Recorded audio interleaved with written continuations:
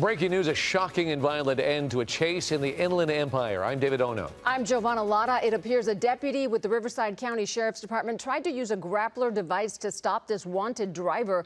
The car went careening off the road and crashed into a wall, stopping just short of a home.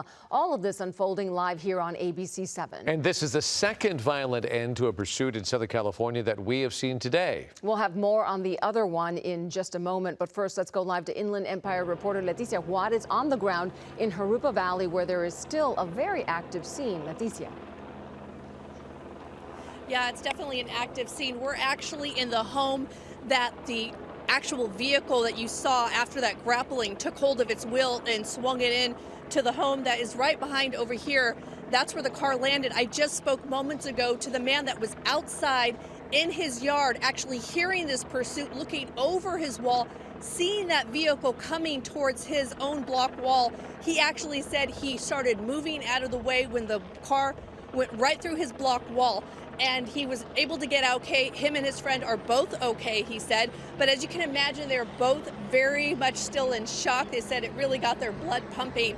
Let me show you the neighborhood here. You can see there is a huge police presence. We're looking at Riverside County Sheriff's vehicles here in position. We've also seen deputies that are strategically placed in the backyards of some of these homes. We're not going to show you their position for their own safety, but we did actually see that. And looking at this neighborhood, it appears that most people are inside. There are a couple neighbors on the opposite side over here who are actually out of their homes watching all this. We have helicopters in the sky, of course, and then over on the actual Belgrave, which runs just to the back of this property, it is closed off to vehicles coming and going. There's a big community here with a park on the other side and lots of homes. So as you can imagine, a very volatile situation since they don't know what this suspect is up to. Not sure if they've been able to do any kind of communication with this suspect or exactly why they were chasing this particular suspect. But I can tell you right now, spoke to the man who was running in from his backyard after that vehicle crashed. Him and his friend are both okay. They did tell me they are a little worried about who's going to be paying for their block wall after this is all over. And for now, we're here in the neighborhood, paying attention to the situation, hoping to hear of anything either from the Sheriff's Department or from neighbors that might be able to tell us a little bit more of what they're seeing here and how they're feeling at the moment.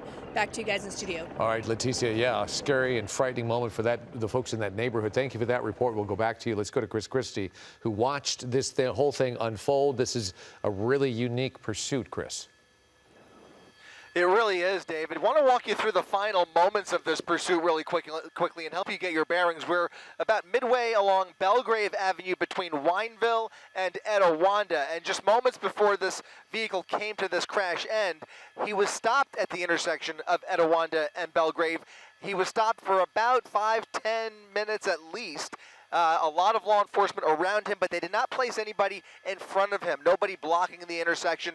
And then after a few minutes of a standoff, he kept on going. The officers got back in their vehicles. He picked up some speed, and a little bit further down Belgrave is where they laid down a spike strip. That Cadillac, that white Cadillac, ran right over the spike strip and presumably would have started to run out of air in those tires. But within seconds of that spike strip, another sheriff's deputy pulled up right behind the left rear wheel of that vehicle and deployed a grappling device. It's known as the grappler and is meant to tie up the wheel and the axle and bring the vehicle to heel. It did not work. It was a failed attempt. It really amplified the situation as he really was pressing on that gas pedal to try and evade that grappler.